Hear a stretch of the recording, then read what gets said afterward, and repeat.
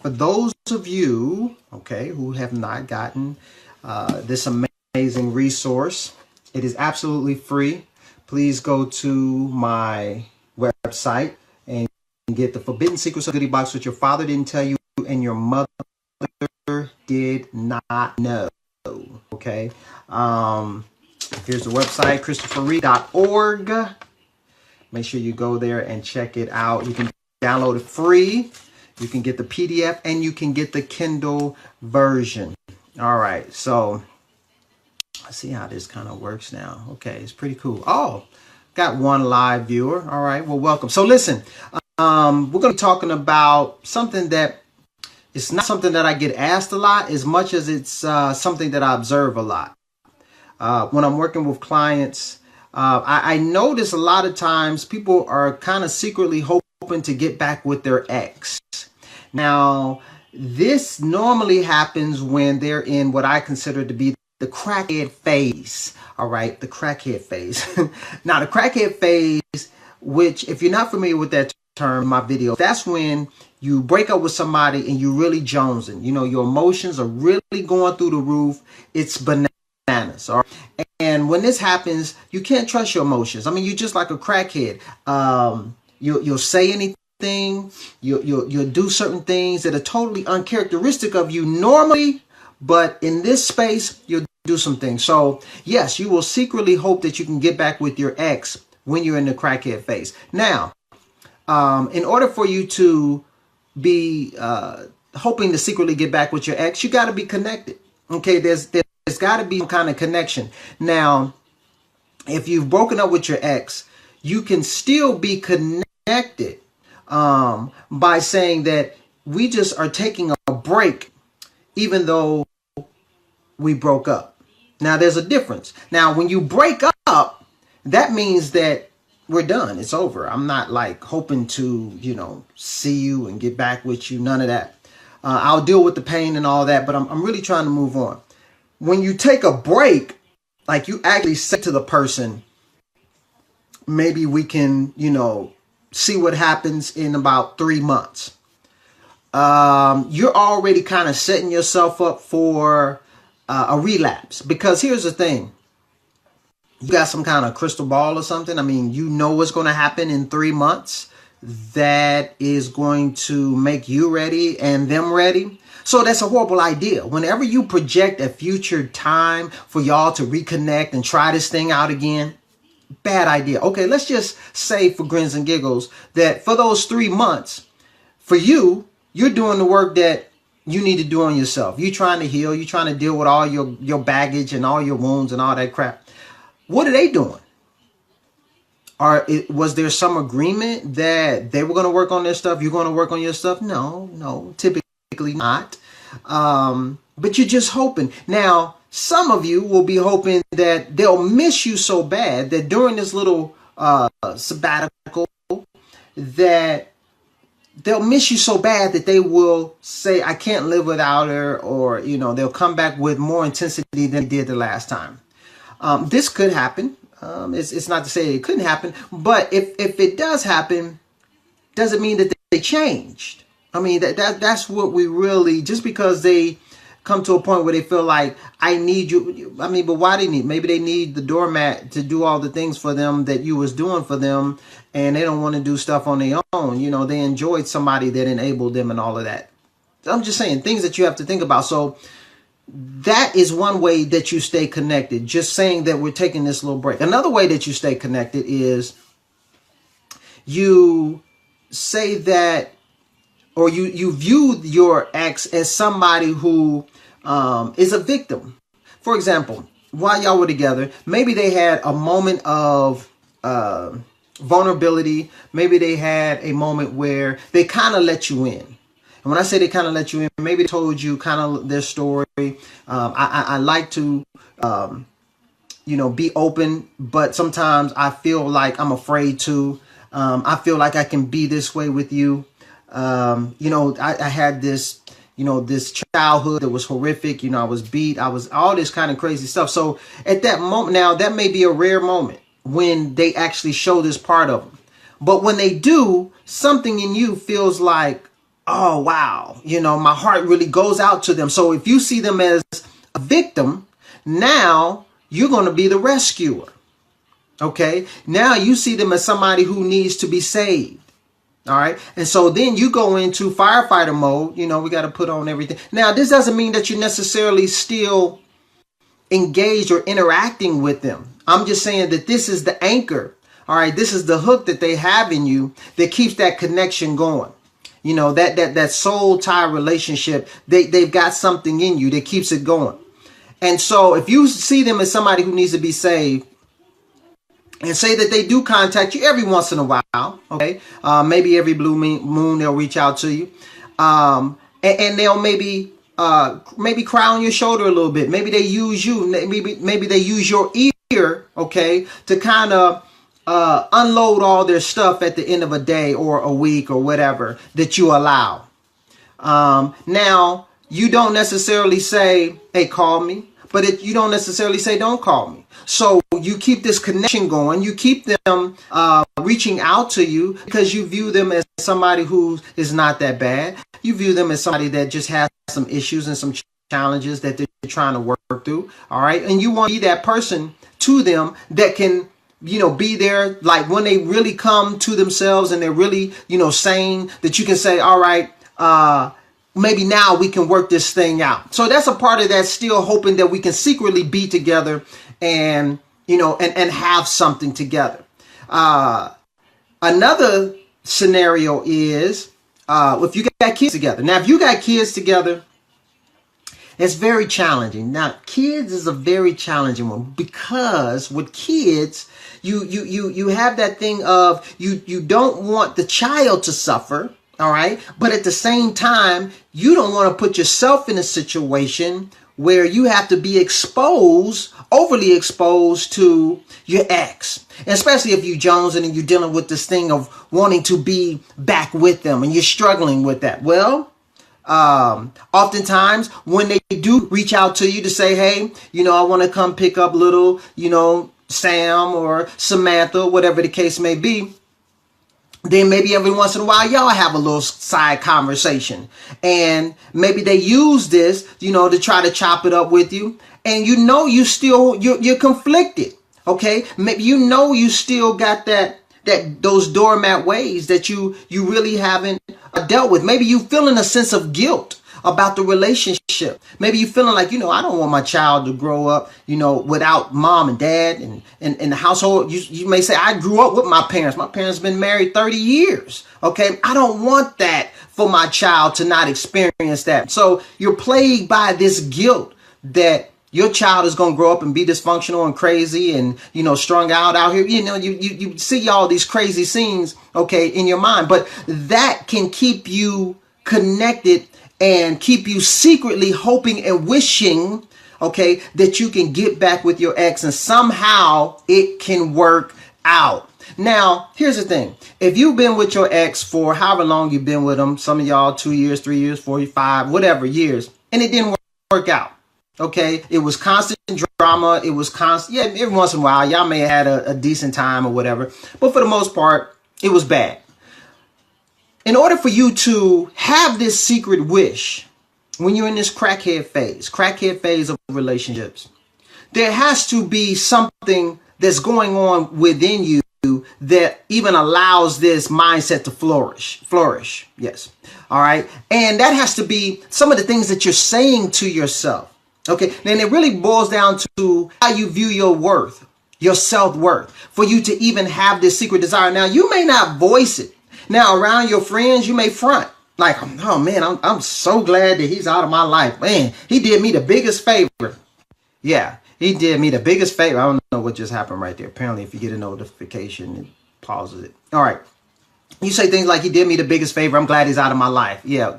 Side eye. Okay. Because deep down inside, you're embarrassed. You don't want your friends to know that you're really hoping that it'll work out with this guy one day. Because, if you share it with them, they're going to talk to you. Girl, are you serious? You must be crazy. Then they're going to run down the laundry list of all the crazy stuff he did. And you get that. That makes sense. That makes rational sense right here. But in here, that's where you're having your problem. You're having your problem in here. So there's something going on with your sense of self-worth oftentimes. Meaning, you may say things to yourself like, this is as good as it's going to get for me. I mean, seriously, it's really as good as it's going to get. He might not have been great. He might not have been amazing. I get that. But because how you view yourself, because you don't view yourself as being anything or worth anything, you're okay with accepting this very low standard. And so you tell that to yourself. Okay, this is good as it's going to get. And see, we got to be very careful with our belief systems. See, our belief systems shape everything that we do. It shapes how we view our entire world. Okay, if you don't think that you're anything, that's based off your belief system. If you think that you're everything, there again, based off your belief system. So what you think is going to shape that. So if we're talking about you think that you're nothing without this person, and it's as good as it's going to get. Another one is nobody else wants me. I'm not wanted. Hey, I was out there on the market. I was dating or hoping to date, for several years. Nobody was beating my door down, trying to get to me, asking me out on dates. So yes, I do get that he wasn't perfect, but what else am I left with? Okay, what else am I? And there could be so many reasons that nobody was beating your door down. All right. It could be a lot of what you was projecting, what you were putting out there. Okay. You already come from a position of very low self-esteem, very low confidence. You might not have been putting out there, hey, listen, I'm loving life. I'm doing life. Anybody that's with me. Okay. You should be happy. All right. You should feel, like you have been blessed to be with me, to be in my, you might not have been putting that out there. You might, just some lowly, that, please have mercy on me. So that doesn't scream sexy. That doesn't scream, oh yes, from a guy's perspective, I really want to take you out, because low self-esteem is not the new sexy. So, and for some of you, it's that lonely thing. Oh my God. Lonely, that's one of the biggest things that I hear all the time. Okay. That I stayed with them so long because I didn't want to be lonely. All right. And I secretly want to get back to them or be with them because I don't want to be lonely. Okay, here's my thing, and I got to go here with you real quick. For those of you who are believers and whatnot, when God deals with us a lot of times, doesn't he deal with you in a sense of isolation? Okay, doesn't he deal with you when it's just kind of like you and him because it's too many distractions around? You got too much going on any other time. Kind of isn't that like normally how it goes? So, but you want to be out here, busy. You want to be out here distracted. And it doesn't work like that. In order for you to heal and deal with your stuff, a lot of times you got to be isolated. Let's look at what happened with the children of Israel coming out of Egypt. Okay, going through the wilderness into the promised land. So that wilderness experience, that was the isolation. Yeah, that was the place where God could deal with them about their stuff. Okay, their disbelief, all the murmuring and all that. Because I don't want to take these old, dead, nasty, crazy ways into the promised land. All right, for you, that relationship that you're hoping to be in one day, you don't want to take that old stinking thinking into that. Okay, if you look at Jesus, before he started his ministry, goes into the wilderness, deals with, the tempter and all of that. There is always this kind of pattern. So if you've always been in these very dysfunctional relationships, all right, and you want to obviously be in a relationship where God loves you and, treats you amazing, loves your socks off and all of that. You have not taken that time. Now, see, some of y'all do take like what you consider a little bitty break, but you're not doing nothing. You just took a break. You didn't go work on yourself. You didn't develop yourself. You didn't learn how to love yourself. All you did was just come off the dating scene and you just stopped allowing yourself to be exposed to the toxic guys or toxic, just people that, had you going around this mountain, but you didn't change. You didn't change anything about yourself. So then once you start dating again, you run into the same problems. So for those of you who have this fear of being alone and you want to run back to your ex or Egypt or, however you view that, that's why, because you view that as being way better than being by yourself. That's a cuss word to so many women, to be by themselves. That's the worst thing ever. Now, I have clients that when we first started working together, this was horrible to them. But then it got to the point where a guy came, their way, amazing guy, great guy. And they had to make a decision. Do I want to give up being by myself because I love that and be with this guy who is a great guy? But right now I'm having a real love affair with me. And it's amazing. I don't know if I really want to squeeze somebody in here. Okay. I know I kind of like beat a dead horse with that one, but that's a real important point to make. We kind of hit on the whole thing. I'm nothing without him. That's the biggest lie ever. If you feel like that you're absolutely nothing without your ex, even though it was a horrible relationship, it was abusive, all of that kind of stuff, but at the end of the day, all that you are is because of him, that's a major problem. And I get it. I totally 100% get it. You can't do better until you know better. All right. If you were raised and you had a lot of issues going on and challenges that impacted your self-esteem and your self-worth and all of that, then you come out here and you're trying to date. You don't get no class on dating. You don't, 101 ways to date the right way and, with purpose and all of that kind of stuff. No, most people just come out here and start dating, making a bunch of mistakes, and then, get in another relationship, making a bunch of mistakes. So I get that, but here's the deal. You can't heal. As long as you focus on somebody else, as long as you focus on that guy, how are you going to do what you need to do for you? You can't. All right. You're distracted. You're totally distracted. Now, you can play the mind games with yourself if you want to, but your focus is all out of whack. And see, when you have these soul ties, okay, when you're really knitted to another person, you're knitted together like this sweater. All right, like I can tug on it, but I'm sure I can rip it, but if I pull it, really rip it, I'm gonna have to use some force. It ain't gonna look pretty, okay? It's gonna be real tethered and just, it's not. So when you do that severing, yeah, it's not gonna feel good. It's not going to feel good whatsoever. But at some point, you have to care about you enough where you're more important, okay, than this situation that you continue to expose yourself to. Toxic situation that you want to get back to, okay, because you're secretly hoping and wishing. And when you go to sleep at night, you're praying that you'll get back together. I'm not saying that there's anything wrong if they do their work with y'all getting back together. But here's where you set yourself up for a big major letdown and, something that can pull you right back in. If they don't change, you're hoping somehow they change. They don't change. But maybe they come back at you and they're, fronting like they did change. And because you have this hope and you've been dreaming and romanticizing and, idealizing all that kind of stuff, you get back in this situation because you're hoping maybe they change. But then you get a chance to see their true colors come out. Maybe guys will tell you they change all day long. I mean, just to get you to be back with them. Yeah, of course a guy will tell you he changed. All right.